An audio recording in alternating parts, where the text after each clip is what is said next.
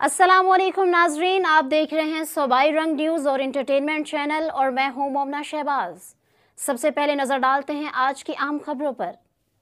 खबर शामिल करते हैं रावलपिंडी से। थाना सादिकाबाद पुलिस की बड़ी कार्रवाई। शॉपिंग मॉल्स की पार्किंग से मोटरसाइकिल चोरी करने वाला 3 रुकनी बाइक लिफ्टर गैंग गिरफ्तार। लाखों रुपए मालियत के चोरी शुदा 19 मोटरसाइकिल बरामद।